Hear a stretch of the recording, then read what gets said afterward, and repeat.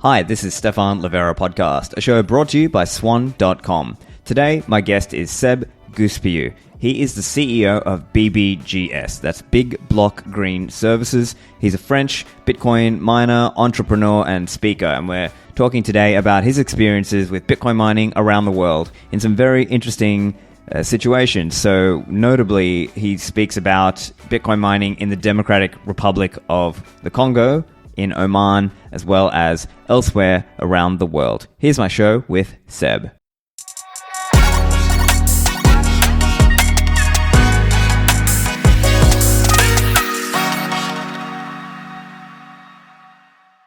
Seb, welcome to the show. I know you're doing a lot of interesting things, and I've seen you referred to as the Indiana Jones of Bitcoin mining. So welcome to the show. Thank you so much. It's an honor. So let's talk a little bit about your work in Bitcoin mining. And you started, we've got some, it looks like you've got operations, around the world, but we'll start with the Congo. I think that will be really interesting for listeners. So can you tell us, how did you end up going to the Congo, and how did you get in touch with Emmanuel de Merode? It was at the beginning of 2020. I was contacted by a French constructor of hydropower plants. He told me that a provider of green electricity in Africa was interested in mining, in Bitcoin mining. And he proposed meeting up at a chateau in Angers, not far from my home. So we went with my associate Adrien. It was a little bit mysterious because we didn't know exactly who was this client, who was this guy from Africa. And so during the meeting, we discovered that the client was the boss of the Virunga Park in Congo, in DRC, and we discovered his project, mining at a new hydropower plant. Later, on the train home, we looked online and saw who this incredible man was, a prince of Belgium, Emmanuel de Merode, and we saw that Virunga was the most dangerous national park in the world. So, weren't you scared about going and operating in the Congo? Emmanuel and his teams were real fighters for the environment, true heroes, and they were asking us for help. So, if he and his staff could work there, why couldn't we? So, we were not scared. No, we just went.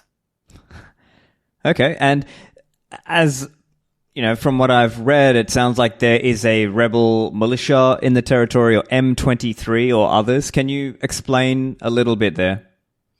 Of course, the M23 are very present. They mainly occupy the Rumangabo area. It was the headquarters of the Virunga Park, so they have to move the structure. But you don't have only the M23, you have the ADF from Uganda, who are the most bloodthirsty group. You have the FDLR, a Rwandan group who are enemies of the M23. But that isn't all. There is the Codeco, the FRPI, the FPLC, the LRA. The jungle is infested with rebel troops. Gangs, in fact, who live from poaching, illegal fishing, and racketeering. There are 125, 130 groups, armored groups operating there, including the Mai Mai. And the Mai Mai, they are the small local groups who are even just the plant where we work on the Luviero River. Yeah, so there is definitely a threat there. So let's talk a little bit, as you mentioned, the Virunga National Park. Can you explain a little bit about the context of this opportunity to go and do Bitcoin mining there? It was simple. It's a global project from Emmanuel. The project is to create 110 megawatt in the region. Now they're opening a new plant, so they will reach 60 megawatts. And when they open the last one on Louviro River, they are not ready because how to explain? At the completion of the plant,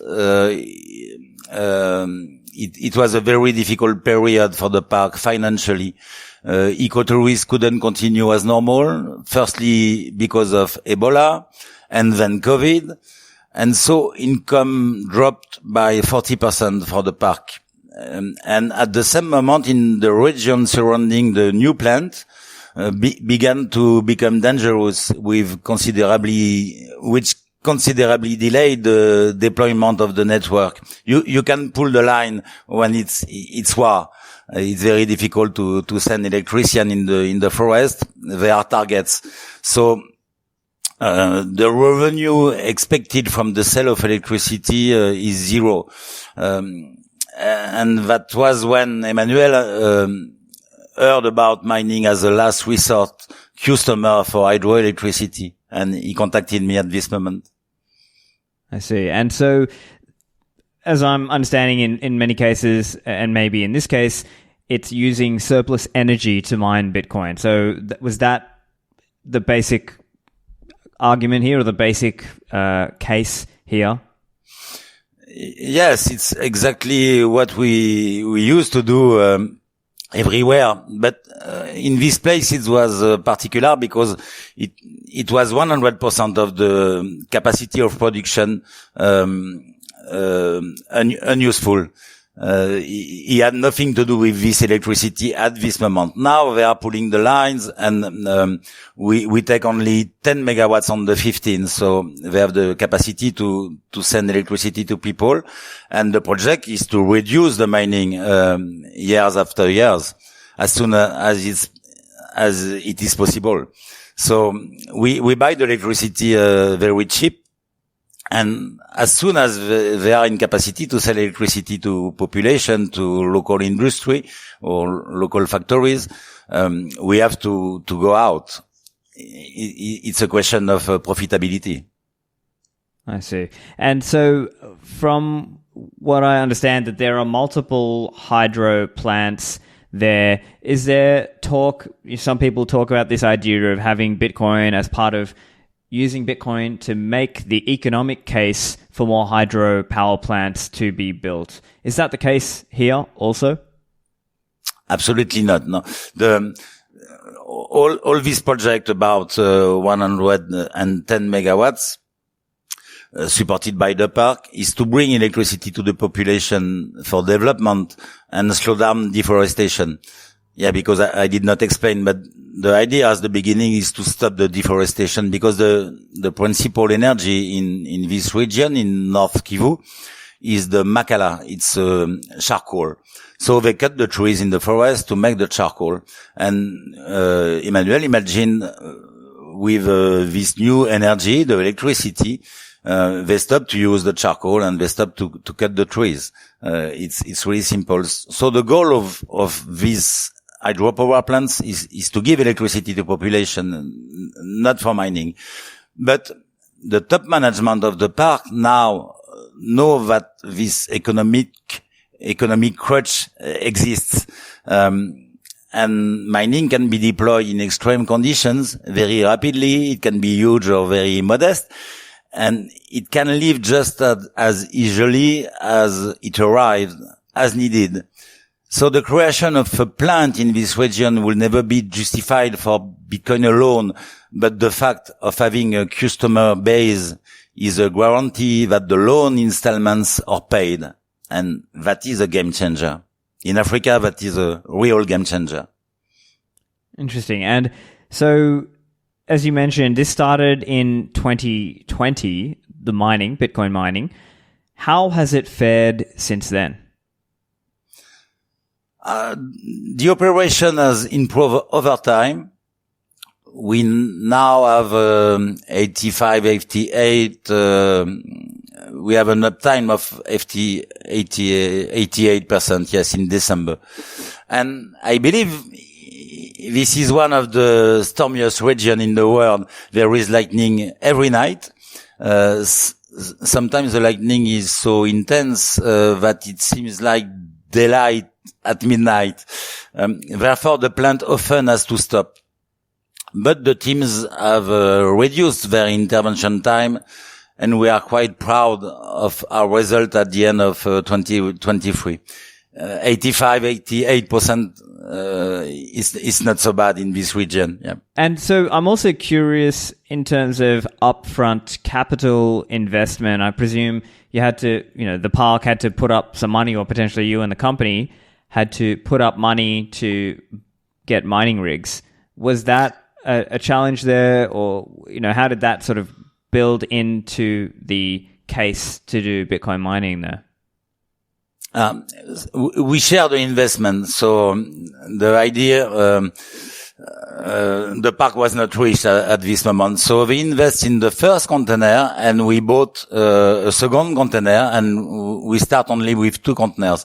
It was during the bear market, the ASICs were very cheap. So they spent $220,000, something like that only. And, but now we have 11 containers. So the total, investment in something like, $10 million. I see. And so then how are you thinking about questions like mining rig useful life, right? If after, let's say 4 to 7 years, I think, or something like this, you're just going to have to recycle or change the mining rigs at that point? We repair a lot. We are so isolated that everything has to be done on site, even the most delicate repairs. On site, we have some S9 from 2016, so we can say it's 8 years. I see. Yeah. So you're just able to operate with these very, old mining rigs by having on-site repairs. Yeah. Yes. We stop with the S9. BBGS stop with the S9, but the park continues to manage the S9 because they don't pay the electricity. So it's interesting now. Yeah. Interesting. And so, it's not a big income, but it works. So they can sell the electricity to the S9.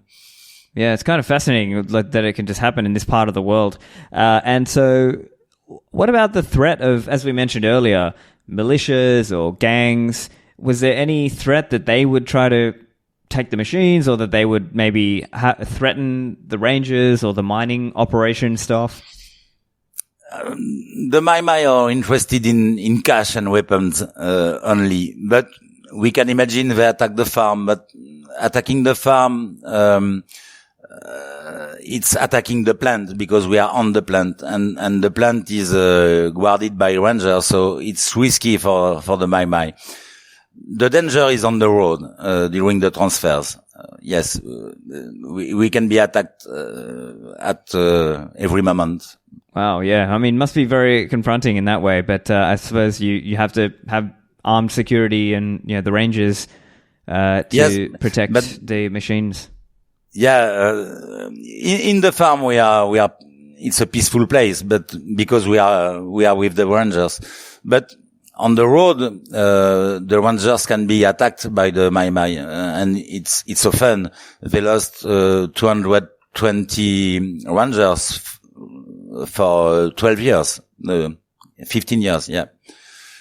So it's very dangerous for the rangers, and if you are close to the rangers, you can take a bullet, yeah, sure. Yeah, confronting. But I guess just looking at this Congo project that you've been doing in Virunga Park overall, I guess it's an interesting story, isn't it? That this park turned to Bitcoin mining at the time that their revenue was low and they needed ways to make money. And this is, just a really interesting story, I guess. Do you have any other thoughts to close that out, or any other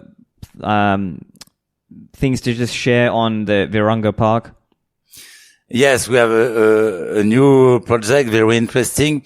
On the first hydropower plant they built, there's a big economical activity now, and they make chocolate. I don't know if I gave you a tablet of Virunga chocolate. You mentioned it to me. I don't think I got one though, but yeah, go on. Yeah. Next time. So now it's a big production, and they want to increase the production.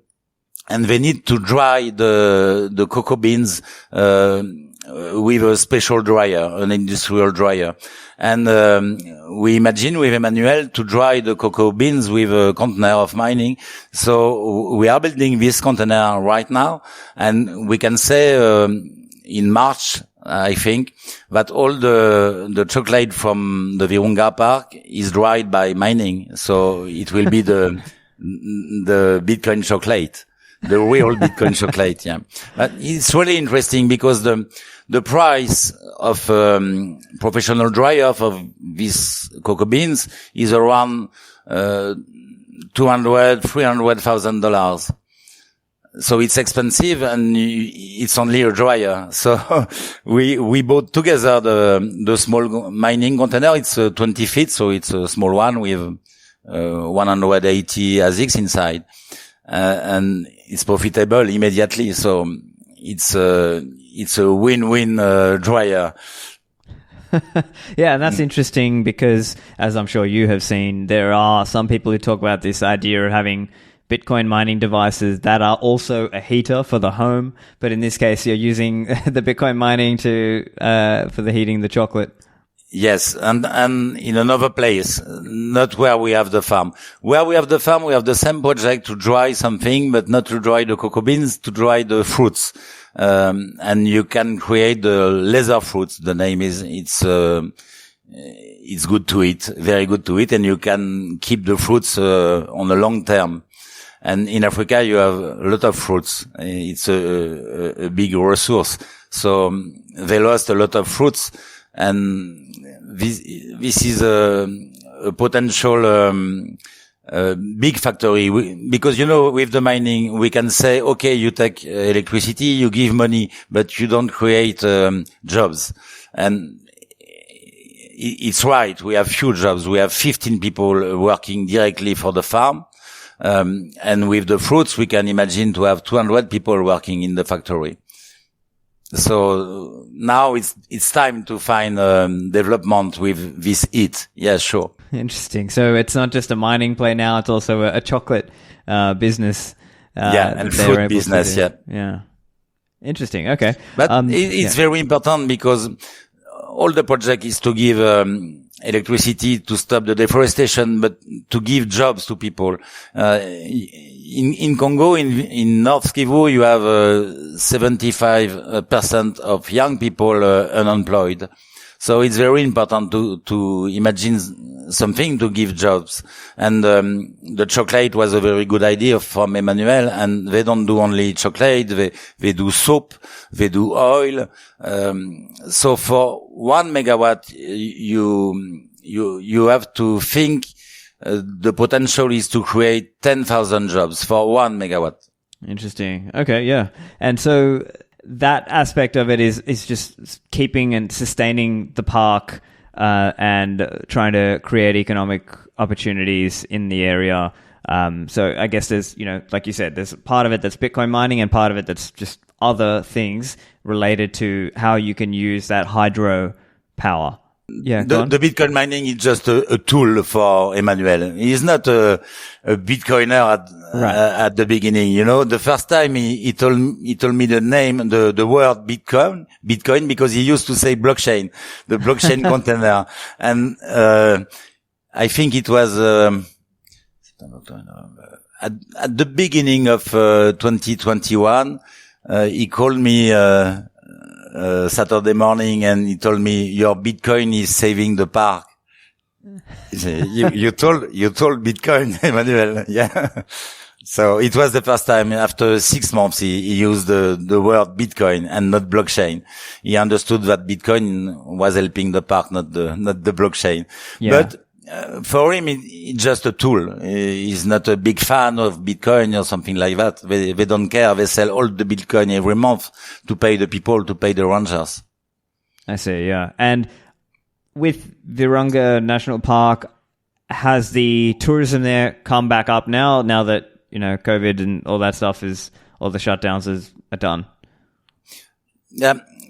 Now it's too dangerous to continue the ecotourism at the moment. Oh, yeah. I see. When we arrived in 2020, it was dangerous, but now it's the real war everywhere. It's very, very dangerous. So for the tourism, it's impossible. Back to the show in a moment. CoinKite.com are the makers of my favorite Bitcoin hardware, such as the Cold Card, and they've got the upcoming Q device coming also. Using Bitcoin hardware devices is a great way to help segregate your private keys from the internet-connected world. So what you're doing here is you can generate the private keys on that device, or you can even bring them separately with, say, dice rolls. And now you can have that device used as the signing device while you use a separate application such as Sparrow, Spectre, Electrum, or others as your coordinating application. So that's a really great way to help improve the security of our coins by keeping the keys segregated away from the online connected world. So if you want to get yours, go to coinkite.com, use code Livera, and don't forget they've got a range of other products such as the metal seed plate, which you can use as a metal seed backup for your 12 or 24 words. So that's coinkite.com, use code Livera for a discount on your cold cards.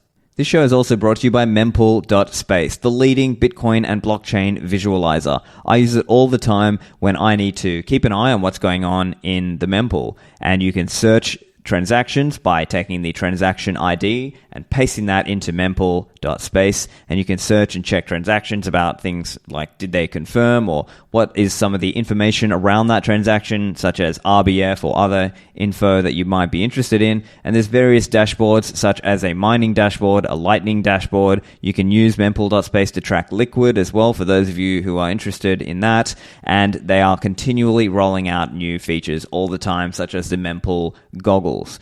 And they also have a transaction accelerator coming up. So if you're interested in that, make sure to go and sign up on the waitlist. That's mempool.space/accelerator. And now back to my show with Seb.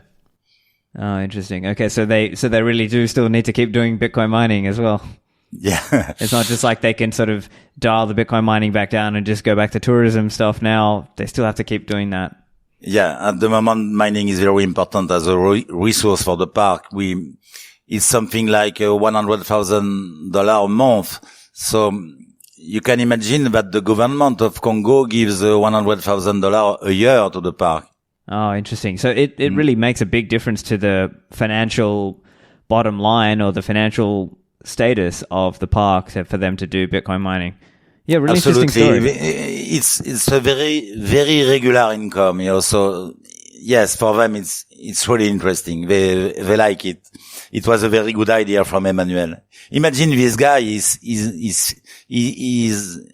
54 years old, my age. He's in the jungle, in the middle of the war, and he thinks about Bitcoin mining.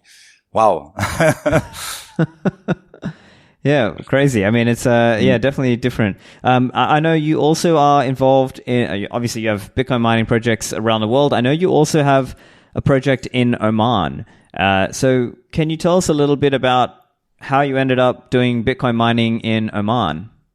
Yes, it was simple. We have friends in the country, and one of them contacted me in 2021. He was leading a big project, a data and crypto hub called Green Data City in Salalah in Oman. Yeah. Great. And so this project in Green Data City, is the government involved in that mining project, or is this a private project? Can you explain that? No, it's a public-private project. The government supports the development of Green Data City. They are facilitating the installation of industrial miners in that location. And during the inauguration, in 2022, We had the Minister of IT and Transport, Sir Al-Mawali. So he was present and he made the inauguration of the farm. Yep. Interesting. Yeah, I'll put up some images of that. And so just out of curiosity, was it hard to get government permission to do Bitcoin mining? How early were the discussions around that? Like you said, that was in 2021, and then 2022, mining had started. So can you tell us a little bit about getting government permissions there and whether you faced any resistance there? At the beginning, the Green Data City was not for Bitcoin, the project was not Bitcoin mining. The project was data centers. But it was not ready for data center, so we offered to make mining. And the founder of the Green Data City made the job talking with the authorities, with the government. And basically, now you have to have an official license for Green Data City that covers the data and Bitcoin mining zone. And we signed an agreement with them for the installation of a proof of concept just after the inauguration in 2022. And so what is the size of the Bitcoin mining project there, and will it grow in the future? For us, for BBGS, we have only 2 containers on site at the moment. But everything is going well, so we plan to expand to 30 or 50 megawatts in the next 2 years. It's not the emergency. We opened the way, and we want to develop in Oman, but we have projects in Africa which are more urgent because they are more useful. Interesting. And so, are you able to share, or if you're not able to share, let us know, but what kind of electricity prices are you getting in Oman? As their prices of electricity to the miners, I can say the electricity prices are competitive. It depends of the capacity. But the main criteria is that we have a fixed price in the contract for the next 8 years. This is one of the reasons why we have chosen that country. We want to avoid any risk of energy prices rising. I see. Yeah, so it's really about the long-term stability that they can give you. And what kind of energy is it? Like, what type of energy are we talking about here? Flare gas and solar. Okay. Interesting. Yes. Yeah. You know, they don't have flare gas because they built a big plant, a gas plant to make electricity, but they have not enough clients for this plant. So, if they don't use this electricity, they have to open the flare gas. So, it's a very logic project. They have electricity, and if they don't use the gas, they burn the gas. I see. And so I'm curious as well on the solar aspect. Does that mean you obviously must be turning the miners off at nighttime, or like, is it just you have to try to make the project work only in the time when the sun is shining, obviously? It's a very good question. No, in this place we have gas and solar, so we can take the solar during the day and the gas during the night. Yep. I see. Okay. But interesting. When you have a project only on solar, it's exactly as you say. We have to think we work only 40% of the day, so we have to buy very cheap ASICs. But it can work. I have some project in Spain, for example, working for years. Oh, interesting. So I guess it means you have to use really cheap ASICs to make it worthwhile, because otherwise you won't be profitable on just, let's say, 40%. You know. Yes, it was totally impossible 10 years ago to do mining on the solar plants because you did not have available cheap ASICs. Now we have very cheap ASICs, so we can imagine a very cheap farm on solar plants. It can exist. It exists. I know two farms like it in Russia and one in Spain. So they work only during the sunny moments. And then I wonder, does that also get tricky with the seasons, right? If obviously in summer is best time, but then, in winter season, does that mean you just have to have the mining rigs off more? You want to say in Oman or? Yeah, I guess just in general. I guess in Oman, let's talk about in Oman. So in Oman, it's very interesting because there is a microclimate in the south of Oman, in the region of Salalah, where we are. So you end up with between 28 and 30 degrees in July and August, while the rest of Middle East is at 45 degrees. Another interesting point is the presence in this region in Salalah is the presence of cold, deep ocean water, and this can be used for SWAC. The SWAC is the seawater air conditioning, and it will be coming in 2025 in the Green Data City. So the SWAC reduces the energy needed for cooling by 90%, something like that. It's already used in Tahiti, in Hawaii, in Japan, and in France, in Marseille for a data center, classical, traditional data center, for example. So we believe that this location is the best place for sustainable mining in that region, as you reduce the electricity needed for cooling the machines to a minimum. Currently in Oman, we use 6% of our electricity for cooling, and it's a great achievement in this region. I see, yeah, because I guess that kind of flows into another question I had about how do you make it work in the climate of Oman? Because obviously in the Middle East, it's very hot. But as you mentioned, I guess you're saying the answer is it's this region that has a particularly good climate for Bitcoin mining. Yes, when we installed the ASIC, yes, we got 30 degrees maximum. So it was very hot in the containers, but it was not the same in Dubai. When we land in Dubai, it was 45. Yes. So it's not easy to work with 30 degrees, but with 45 degrees, I don't know how they can do. And I visited one farm in Dubai, and they used the hydro system from Bitmain, and it was a catastrophe. They use a quantity of water totally crazy in the desert. Yeah. So as you mentioned on Dubai there, do you have any thoughts on Bitcoin mining in the Middle East generally? Do you see it as it's just going to be hard because of the climate, or maybe it's good for other reasons? It's good because you have excess of energy as everywhere. So the mining is booming in the Middle East at the moment. We have just seen Marathon open a 200 megawatts farm with their partner 02. And the recent very successful IPO of the Phoenix Group at $4 billion.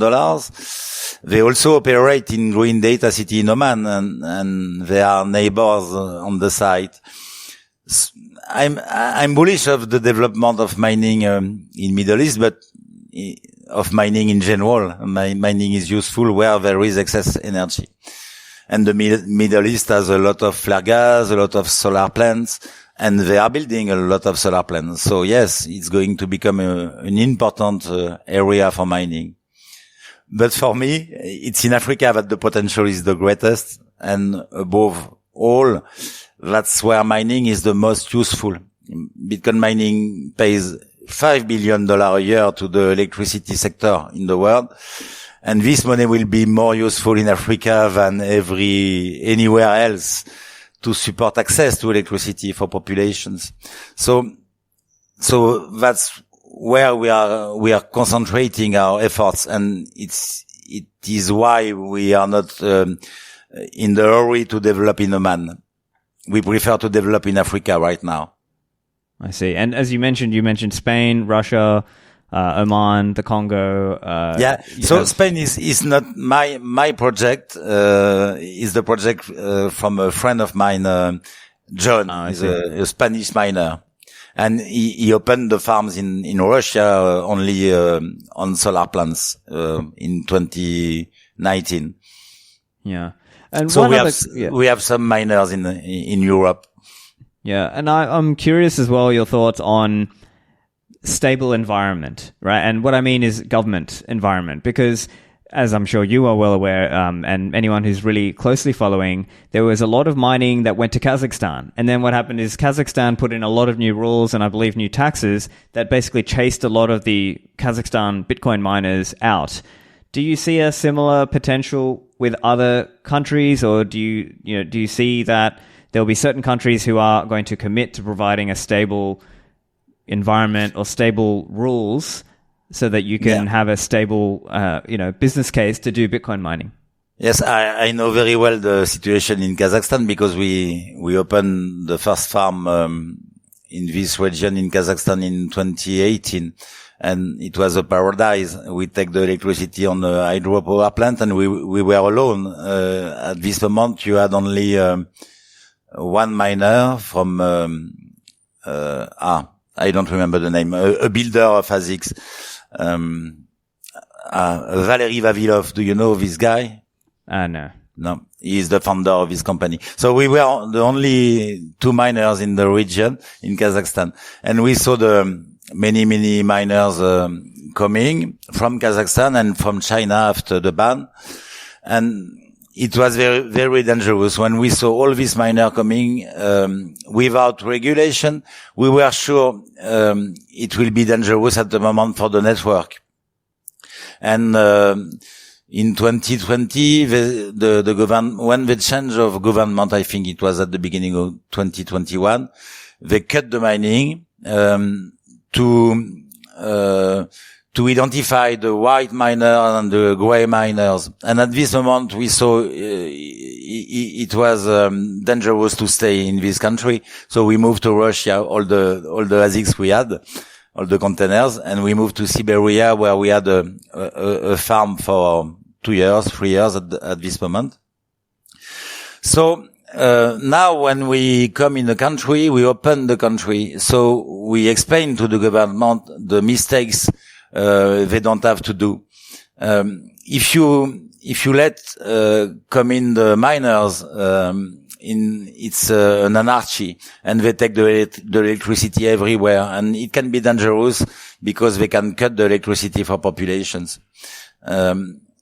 So it's the advice we gave to the government of Bukele, for example, in El Salvador. We wrote a document explaining they have to give licenses for mining. If at the beginning we have a smart regulation for mining, it's totally win-win for the country and for the miners. I see. Yeah. So it's about planning out and making sure that you have that the government and whoever's providing the power is planning out for this number of miners, I guess.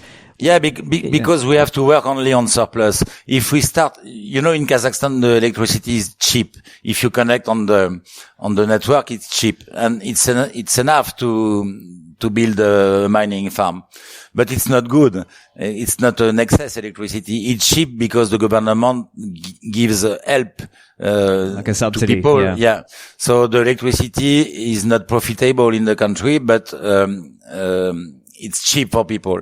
And if the miner come and take all the electricity, it's not good. So the government has to be prepared to be ready. If they have very cheap electricity, they can accept miners, but only on the plants where they need miners.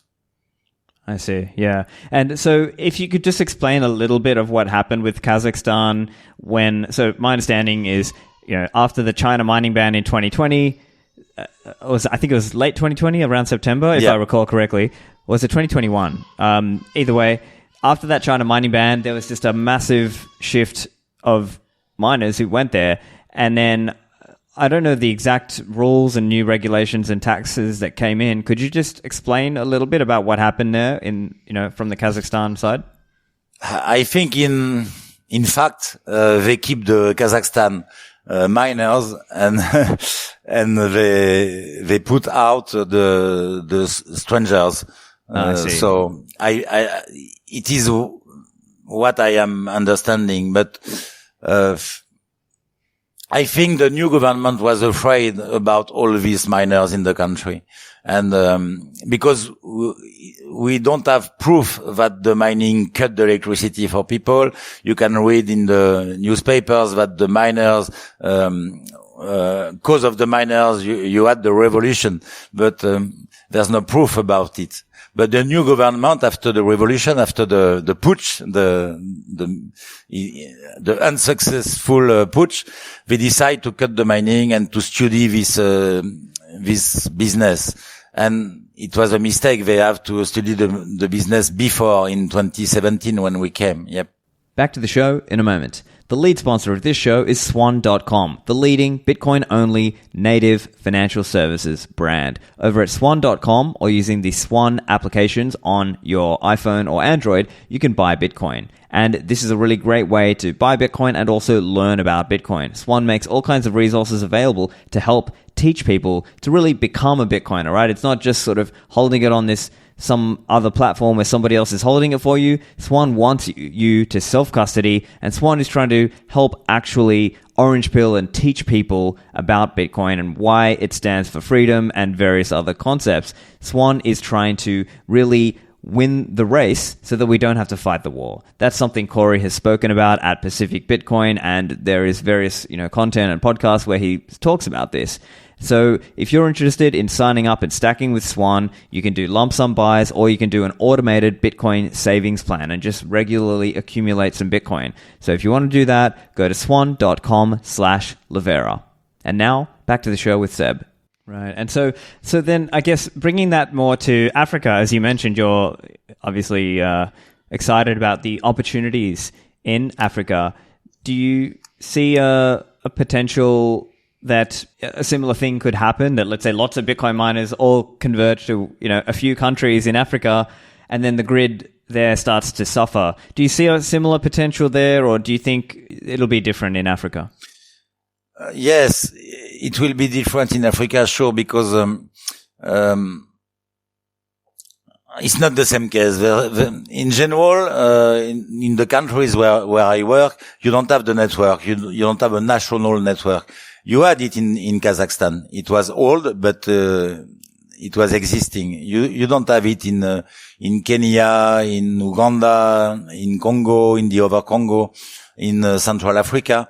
In the center of Africa, you have, in general, less than 10% of people having electricity at home. So it's totally different. They are building new small networks, regional networks, and I think it's not the same danger. And normally, we are leading the way, so we explain to the government, be careful about mining. It can be very interesting for the country, but you have to manage it at the beginning now, and to identify where it's useful, where you have too much electricity. And the hydropower plants in Africa, you have more and more. They are building the network now, so they are building the hydroelectric plants. And when you open, it's impossible to have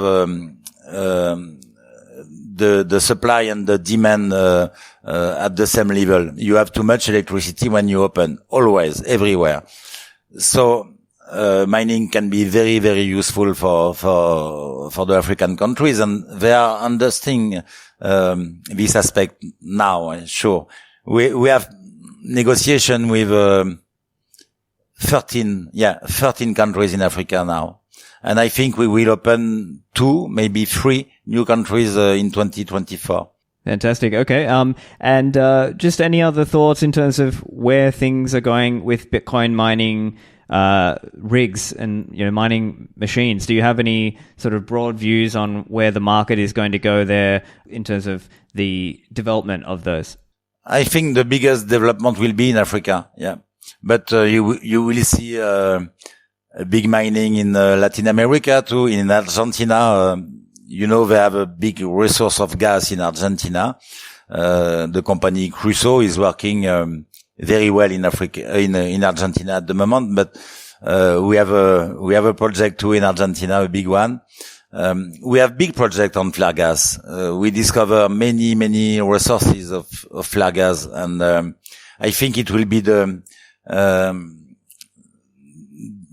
new objective of many miners to stop the flare gas, to reduce the flare gas.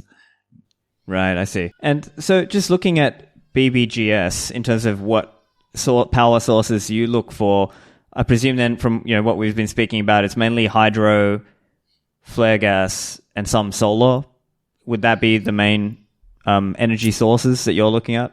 No, we have a big project in Kenya on the how to say in English, the same than in El Salvador. The geothermal, yeah. Correct. Yeah. We can work on all types of energy, of electricity. It must be regular. That's all. But we have a project in Mauritania too, in the corridor of wind. So you have wind, it's a wind plant. You have wind, 24 hours on 24 hours and maybe, every day. Interesting. And so in the wind case, is it similar to like what we were saying with solar, that if the wind is not blowing, you have to either use really old ASIC machines or have some other form of energy that's also going to work when the wind isn't on? We imagine to have electricity 80% of time in this project in Mauritania. So no, we will use modern ASICs. But it's a very particular wind plant. It's windy every day. Right, I see. It's like it would only work in this particular area, maybe not in other areas. Yeah. About wind, absolutely. I think this kind of energy can be efficient in this region, in Mauritania, in this corridor. But in France, for example, the wind has no interest. It's stupid to continue to develop this kind of energy. Right, I see. Yeah, okay. Like the solar. Solar has a big sense in Oman or in Dubai, but in north of France, I'm not sure about the interest, and we know how to make nuclear plants, so we don't need solar and wind in France, sure. But in Africa and in different regions, yeah, sure, it's important, and we can do mining on all types of energy. Yeah, it's interesting. And as you've mentioned, I mean, there's all these countries all around the world, all with different climates, different environmental conditions.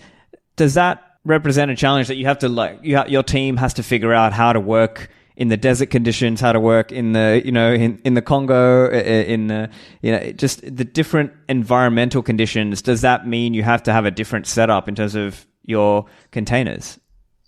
Yes, I think it's very special, the BBGS, way of work. And it's why we are French. When we started in 2016, we tried to open a farm in France and the second one in Ukraine, in Odessa. And the price of electricity was too expensive. So, we must move and find cheap electricity. So in 2018, I started to turn everywhere in the world to find this surplus.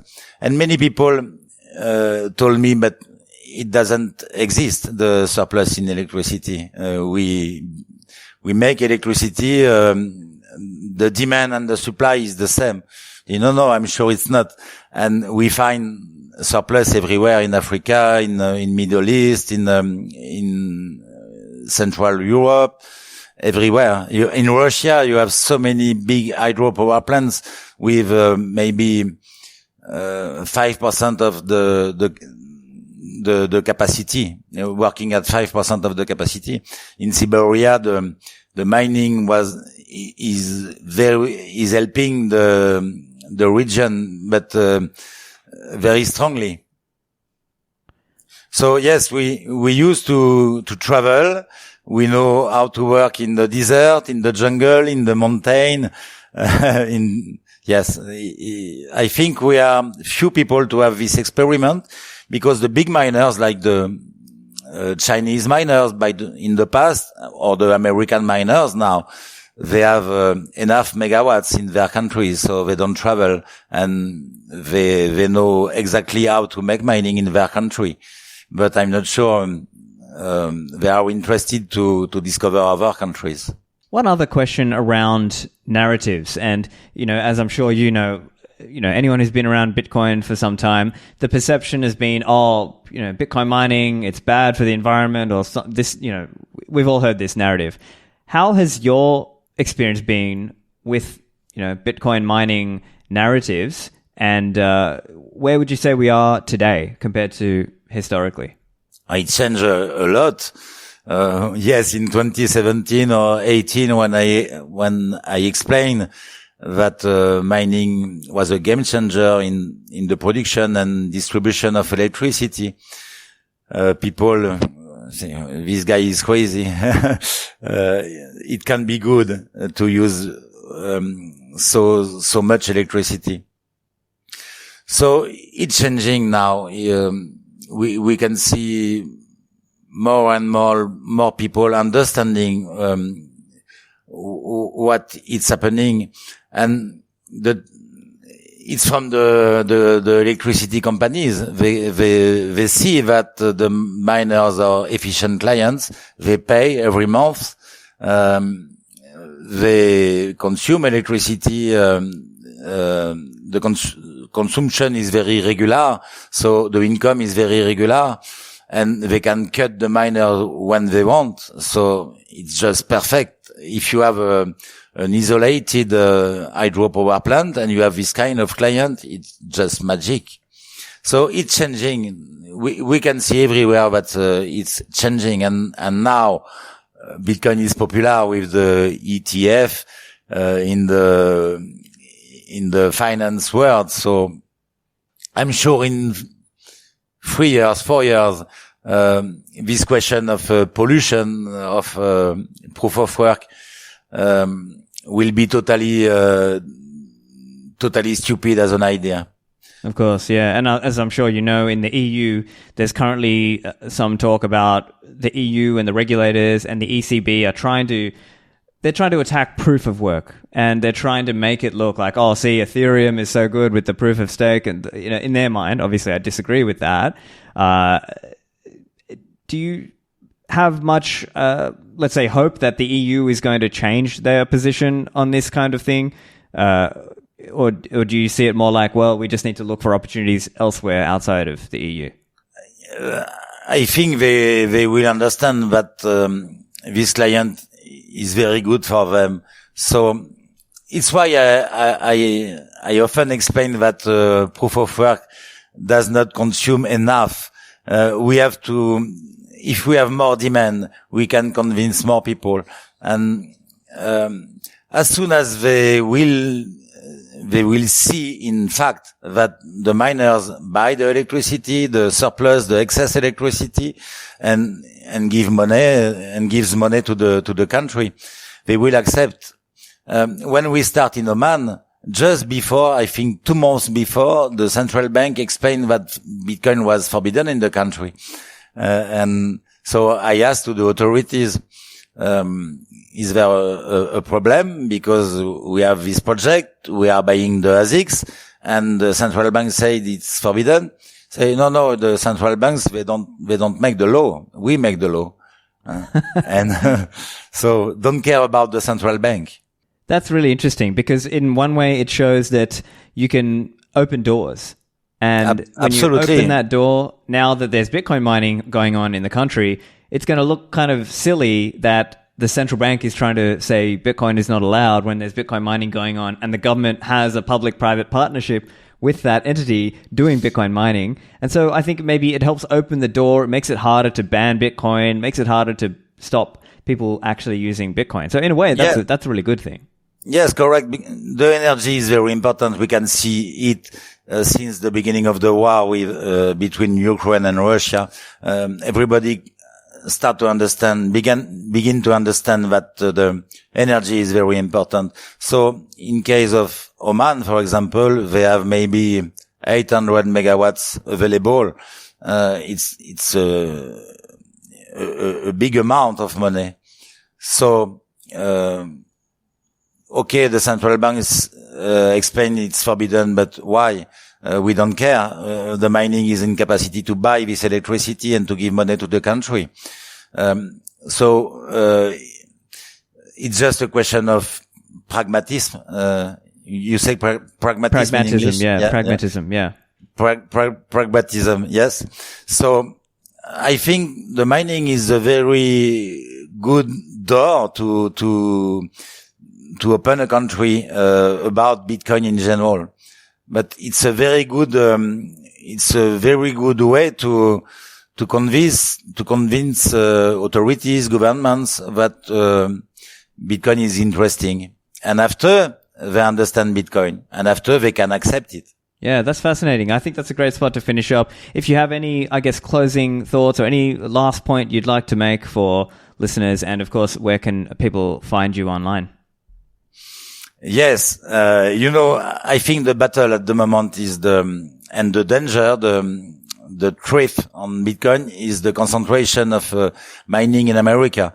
So I say to my colleagues in America, you can continue to develop in America, but you have to develop in other countries in the same time. So contact me. I have so many megawatts everywhere in Africa. Well, fantastic.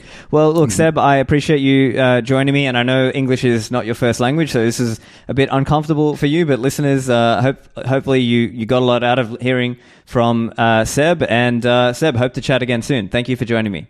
Thank you so much. Bye, Stefan.